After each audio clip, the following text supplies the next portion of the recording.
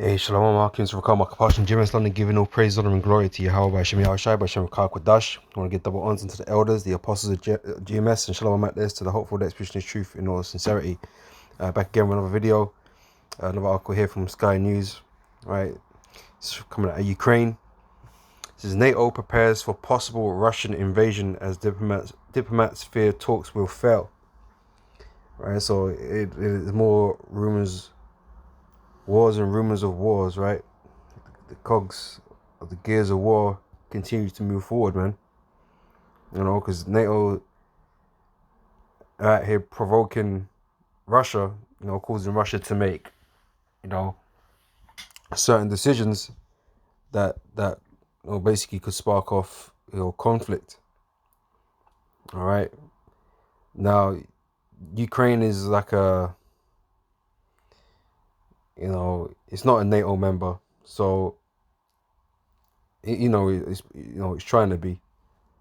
So, Russia can go there because Ukraine used to be a part of the USSR and all that, right? So, they can go there, but NATO basically are warning them not to do that, right? Even though they're not a NATO member, right? So basically, it's causing conflict between NATO and Russia because NATO is setting up stuff in Ukraine or wanting to. All right, so the fear is conflict could happen between Ukraine and Russia, and then NATO would be a part of it somewhere, right? Says there are fears Vladimir Putin intends for the talks to fail to create a pretext for war, with a Ukrainian source saying that they expect any Russian attack would be intense but limited. All right, they're hoping NATO steps in, otherwise Ukraine gonna get rolled over. All right, it's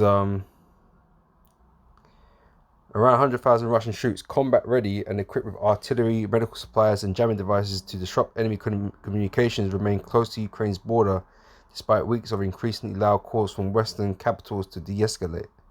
Instead, Russian President Vladimir Putin has made seemingly impossible demands of his Democrat rivals to reduce their military footprint in Eastern and Central Europe and give a guarantee not to allow Ukraine to become a member of the NATO club. Right, because I'm saying NATO is infringing on America's borders, man. They want to set up, missile systems and that kind of stuff, right on Russia's doorstep, essentially, man. And any leader that's in his right man wouldn't want that either. So you can't really blame Russia for taking the stance they're taking, but it is what it is. It's all part of the Lord's prophecy, man. So for NATO and Russia and America and all that kind of stuff, right, to be at odds with each other, man. Not on friendly terms, man. Okay, looking to do each other, damage. Right, it's the Lord putting the spirit on these leaders, right, to come against each other. All right.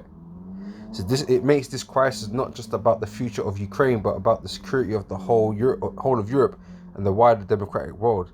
No one seems to believe rare talks this week between Russia and the United States.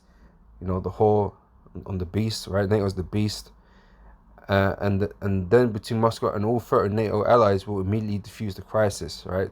Because there ain't gonna be no talking that's gonna put off the war, man. Okay, the war is gonna happen. World War III is gonna happen. Right, and like I said, these major players, Russia, NATO, US, they're all gonna play their part, man. Okay, things are not gonna de-escalate. Okay, the tensions between these nations are just gonna only increase. Okay, until the point World War III is official, right? Let's see what else here.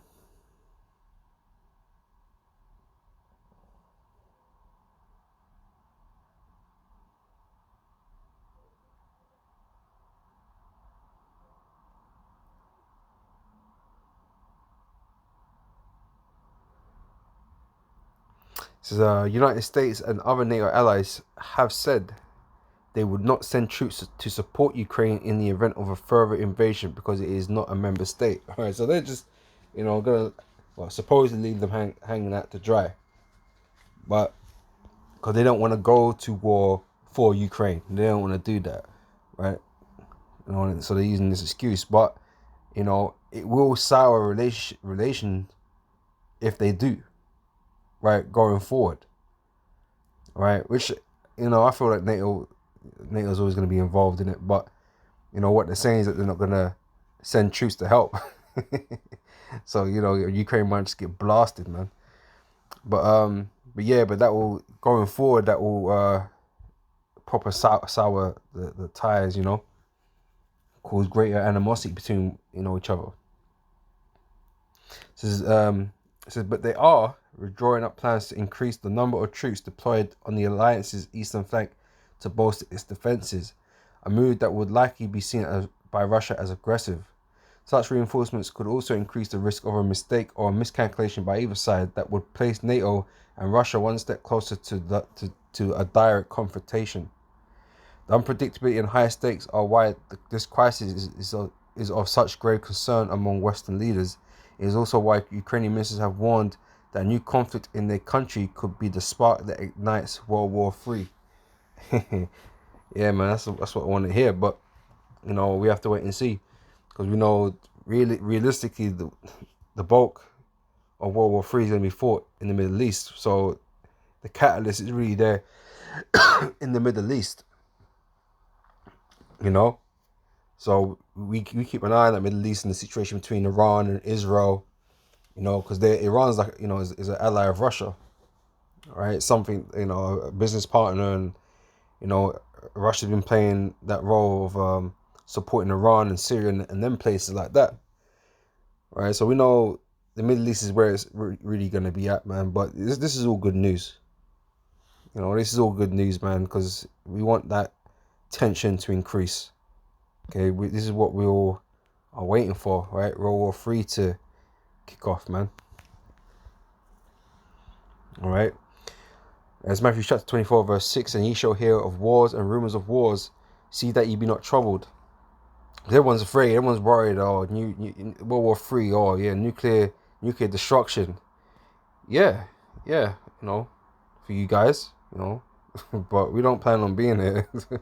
Lord willing, when that all goes down, when them nukes start to fly, you know, we don't plan on being around. Lord willing, we gonna be in the chariots, man. You know, but yeah, you know, you people are screwed. All right, those of you that are not with the Lord, you know. But you know, right now it's all talk still, you know, as it has been. But eventually, you know, it's gonna be, you know, the third woe. All right. So then ye shall hear of wars and rumours of wars. See that ye be not be troubled, for all these things must come to pass, but the end is not yet. So we're not afraid, because we know it has to come to pass. This is the only way we're going to be able to, you know, get into the kingdom, right? This place needs to be destroyed, right? For Yahushua to establish his kingdom, this kingdom's got to go down, right? So this is all of Esau's kingdom, all of the West, all these nations have to get put in the dirt. Okay, be brought down, you know. So for nation shall rise against nation, and kingdom against kingdom. Okay, you know what we're reading about, right? And there shall be famines and pestilences, right? All this is occurring, by the way, and earthquakes in diverse places. All these are the beginning of sorrows. All right, so you know we're all expecting this, you know, to be happening. All right, Revelation 20 and verse 8 says this. I'm starting from verse 7. It says, when the 1,000 years are expired, Satan, okay, which is Esau, right here, it says, shall be loosed out of his prison. Right? So he came back into power after the fall of the Roman Empire, okay, 1,000 years later, right? And shall go out to deceive the nations which are in the four quarters of the earth, right? So Esau, since he's been in power, has deceived the whole earth, right? With his lies. It says, Gog and Magog, to gather them together to battle, right? So all this provocation is supposed to happen. This is what Esau's meant to do, right? They're meant to be provoking each other, right, to bring them to war. Because ultimately, you know, these Russians, they're nothing but Edomites too. You know, these leaders and all that kind of stuff. Yeah, there's Jake in Russia, yeah, sure. But these rulers, man, they're nothing but Edomites, man. You know, Edomites that don't get on with other Edomites, you know. Right, but they're there to goad each other into this war. right? And that's exactly what you're seeing, right? So the number of whom is as the sand of the sea, right? So there's supposed to be this great conflict with Gog and Magog, which is Russia and Babylon, which is America, right? And NATO, the beast, the allies, right? They're all together. And Ezekiel 38, verse 1 said, the word of the Lord came unto me, saying, Son of man, set thy face against Gog, the land of Magog, right, Russia, the chief prince of Meshech and Tubal, and prophesy against him. Right, the Most High ain't favoring none of these sides, man. Okay, they're all gonna get destroyed. Okay, the only ones the Lord favors are the Lord's elect of Israel. All right, and I will turn thee back and put hooks into thy jaws, and I will bring thee forth and all thine army, horses and horsemen, all of them clothed with all sorts of armor, even a great company with bucklers and shields, all of them handling swords. All right, so the Most High got the spirit upon, these leaders, Vladimir, Mr. Putin, right, and these other guys, right, to come to blows, man. Right, the Most High's got him in his spirit. Okay, but Russia is being put in that spirit, man. Well, F NATO. We're not gonna allow you to do what you plan on doing, man. We ain't gonna allow you to make Ukraine a NATO member, so you can put your missile systems, right along our border. We're not gonna allow that. We ain't gonna allow you to do that. So we're just gonna go in there and take control. We're just gonna go in there, man. We already took Crimea back, right? We're gonna go in there, okay, and settle this now. All right. This is verse 5. Persia, Ethiopia, and Libya with them, all of them with shield and helmet, right? And just recently, Russia was in talks, so we're selling to Iran, because Russia, which is Persia.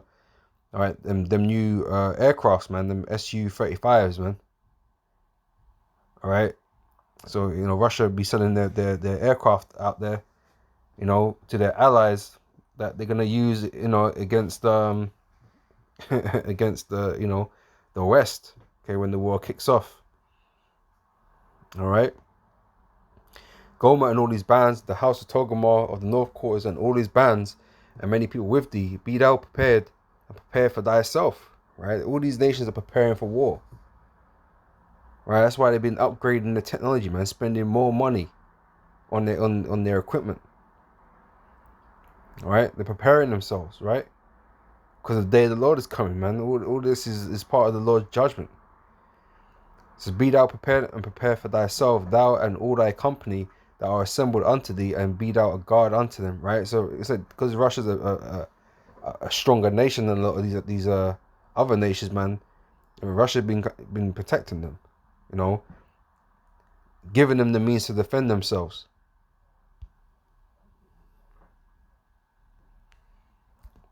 All right, I'm gonna grab this and end the lesson, which is Jeremiah 51 and verse 11. It says, "Make bright the arrows, gather the shields. The Lord have raised up the spirit of the kings of the Medes." Right. Again, this is representing Russia, right? "For his device is against Babylon, to destroy it." Right. The Most High is setting up this conflict, right? So that Babylon, which is America, so it's destroyed. This is why the Most High is setting up this conflict. But like I said, the conflict really mainly is going to be fought there, out there in the Middle East, the Valley of Jehoshaphat. Okay, ain't going to be here up in the north.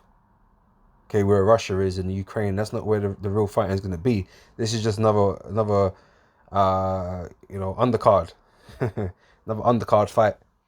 Before the main event. Because like I said, the least of the flock shall draw them out, and that's referring to, these Amalekites in the land of Israel, man, or not in the land of Israel per se, but these Amalekites, that are gonna egg on this war, because they got a problem with Iran and vice versa, right? They're gonna play a large part in people coming together to fight in this war, because they're always manipulating things behind the scenes, right? So they're gonna be throwing out their rhetoric and their excuses and the reasons and all that kind of stuff why Israel did this or did that, or why we need to do this against Iran or whatever. But then the Russia's gonna say no, and they're gonna step in. China gonna step in, and and everybody's allies are gonna jump in and create that World War III conditions. So that's what we're waiting for. All right. But yeah, so the Lord have raised up the spirit of the kings of the Medes, for his device is against Babylon to destroy it, because it is the vengeance of the Lord, the vengeance of his temple, right? Because the Lord is avenging his people. All right. That's what we know and understand in the scriptures. The Lord is about his people. Okay, he's coming to save his people. Okay, Yahushua is being sent to save his people. Okay, beginning with the elect. Right? Not no heathens. Okay, these heathens are gonna get dragged into this war and get killed, man. That's what the Lord's gonna do. Right? He's gonna drag them into this war so they can be destroyed, man. Okay. Like I said, Lord willing, we'll be of those elect. We're gonna be delivered before all those nukes get shot off, man. All right. Anyway, with that, I'm gonna say shalom. I hope this is edifying, and I'll catch you brothers and sisters on the next one, man. So till then, I say shalom.